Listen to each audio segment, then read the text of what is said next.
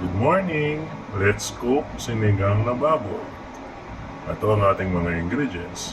Meron tayong kangkong, sinigang mix, tomato, onion, and labanos.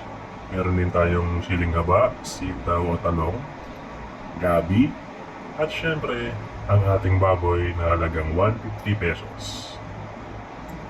So, unang step ay nagpakulo kami ng tubig kasi hindi kami makapaghintay sa pagpapakulo sa kaldero. So, nilagay na namin agad yung tomato at yung onion. So, akala nyo lang hindi kumukulo yan pero galing sa electric kettle yan, so mainit na yan. So, after natin ilagay yung tomato and onion, isunod na agad natin ang ating baboy na halagang 150 pesos lamang. Haluin mabuti.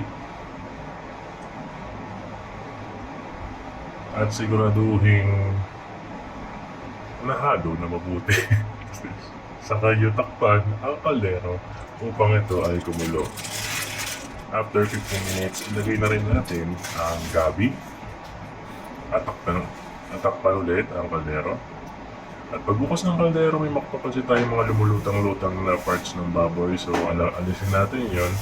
Kasi sabi nila, hindi daw maganda yon. May iwan pa sa loob ng katawan natin yan. So, hindi siya maganda. At may kakaiba siyang lasa. Okay. Then next, ilagay na natin ang ating sinigang sa gabi. Pusin na natin yung pack na yan. At pagkatapos, ay lagyan din natin siya ng patis na sakto lang sa isang kaldero.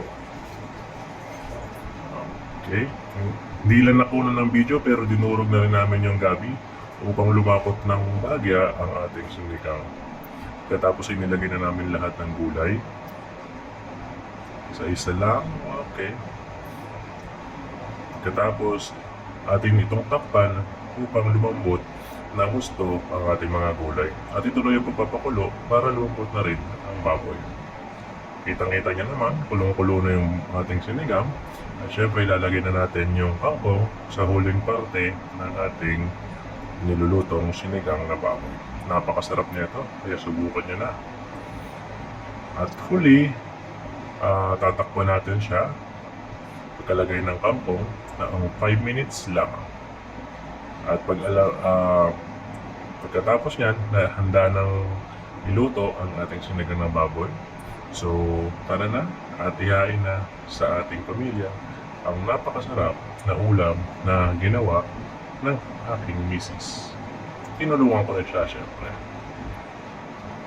So, overall, ang total hours na pagpapakulo namin ay umabot din ng 1.5 oras dahil ang aming lutuan ay electric cooker lamang at hindi kami gumagamit ng apoy kasi nga kami ay takot na masunugan. Diba rin na makuryente?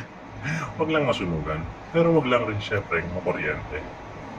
Ito na nga, handa nang kumain ang aking asawa. At syempre, mapaparami tayo ng kanin. Gutom na ako.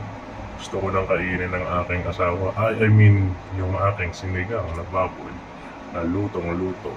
Napakasarap. Walang katumbas.